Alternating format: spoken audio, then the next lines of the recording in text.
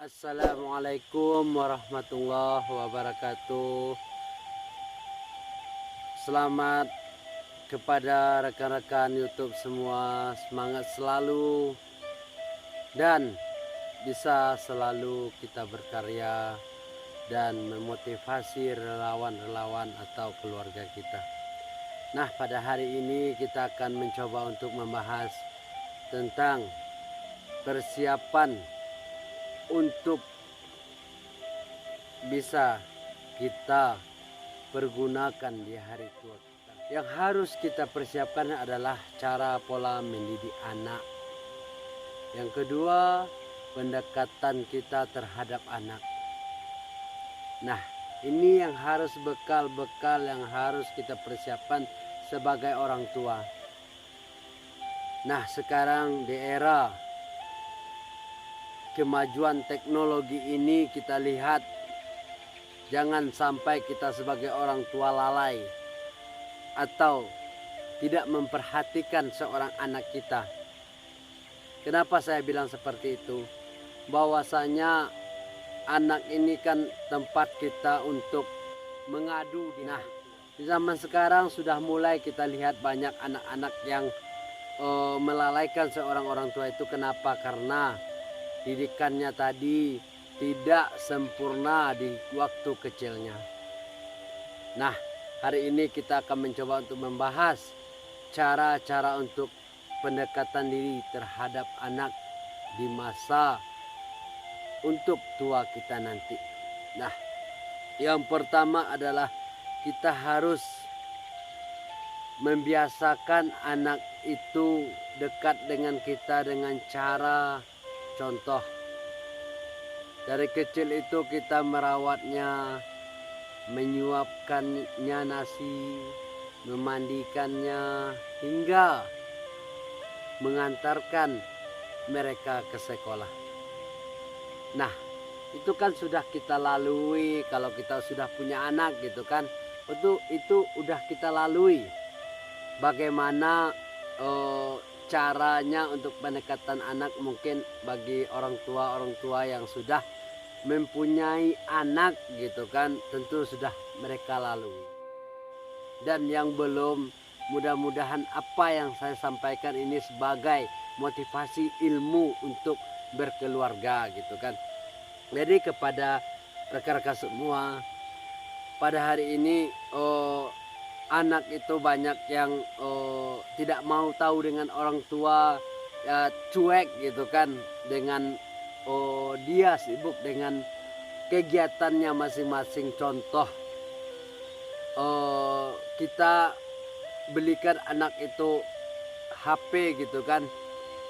Tujuan kita kan supaya anak kita itu jangan ketinggalan informasi atau ketinggalan teknologi gitu. Itu kan tujuan yang pertama kita. Tetapi di balik itu ada hal moral-moral yang membuat si anak hancur di dalam kemajuan. Harus kita benahi di dalam yang namanya kehidupan kita. Nah, supaya anak ini selalu memperhatikan kita dari mulai dia kecil hingga kita meninggal, yang pertama itu adalah kita lakukan pola-pola yang namanya pendekatan diri itu secara mengajarkan dia mengaji gitu. Mengajarkan dia mengaji di waktu kecil, mengajarkan dia bercanda-canda di rumah gitu kan. Nah, selanjutnya mungkin sebagian orang tua gitu kan malu minta tolong sama anaknya, nak guntingin mama, kuku mama dong gitu kan. Terkadang orang tua itu karena dia mampu gitu, dia gunting, dia potong sendiri kukunya. Padahal di sana itu adalah cara-cara untuk pendekatan diri kepada anak. Mengapa saya bilang seperti itu? Karena itu adalah kebiasaan. Seandainya kita di hari tua nanti gitu kan, kita tidak pernah menyuruh anak kita untuk memotong kuku, dia belum tentu mau gitu kan, karena kebiasaan dari kecilnya itu nggak ada gitu kan. Jadi kepada sanak saudara dimanapun berada gitu kan, kebiasaan-kebiasaan yang seperti itu yang saya contohkan tadi itu, cara untuk memotong kuku kita gitu kan, walaupun kita mampu memotong kuku kita sendiri sebagai orang tua gitu kan, tapi itulah caranya mendekatkan diri kepada anak. Berjuang mati-matian itu bukan seakan-akan buat kita, tapi itu adalah buat anak kita supaya dia menempuh lebih baik jalannya daripada kita. Nah, sekarang tingkatkan yang namanya pendekatan diri kepada anak itu dengan cara agama. Suruh mereka sholat, suruh mereka mengaji. Lalu setiap hari itu kalau seandainya ada dia sekolah gitu kan, tanyakan PR-nya, ajarkan dia membaca atau temani walaupun setengah jam gitu kan, kita temani anak kita buat PR. Dan kalau seandainya dia udah mulai tumbuh dewasa gitu kan, udah mulai mempunyai sikap yang mendewasai gitu kan, udah mulai tahu buruk baiknya hidupnya gitu kan, kita masukkan rasa. Kalau seandainya kita orang tua itu sesibuk-sibuknya gitu kan, dalam 1 minggu itu adakanlah lowongan waktu sehari saja buat anak kita, supaya mereka itu merasa bahwasanya orang tuanya itu dekat dengan dia. Di sanalah kasih sayang itu akan datang. Selanjutnya, kalau seandainya mereka pengen kegiatan ini selagi itu baik gitu kan, lepaskan dia. Jangan dikungkung, jangan harus di rumah juga anak itu. Mungkin sebagian kita sebagai orang tua itulah banyak kesalahan kita. Kenapa saya bilang seperti itu? Maaf ini ya Bapak Ibu, maaf. Saya bilang kita rangkul, kita kungkung. Itu dari segi otak mungkin dia pintar gitu. Pintar. Kenapa saya bilang? Karena dia di rumah aja, kerjanya aja belajar. Untuk bermasyarakat dia mungkin boleh dikatakan minder. Kenapa saya bilang seperti itu? Terkadang ya, anak yang dikungkung seperti itu menyesuaikan diri itu susah. Terkadang orang bercerita di luar sana itu bukan masalah pembelajaran. Terkadang kita ngumpul, contoh ya, saya misalnya mempunyai anak gitu kan, saya suruh bermain gitu kan. Nah, pas waktu dia bermain itu karena kebiasaan saya doktrin anak saya di rumah, kamu nggak boleh main, kamu nggak boleh gini.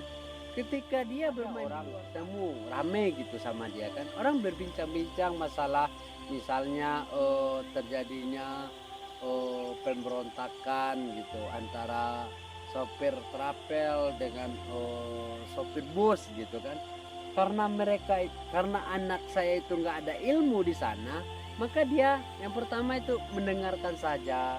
Yang kedua, karena dia nggak terbiasa untuk bergaul, maka dia minder lalu dia pulang gitu kan. Itulah salah satu contohnya. Belum lagi yang namanya kegiatan-kegiatan lain, ilmu-ilmu lain itu.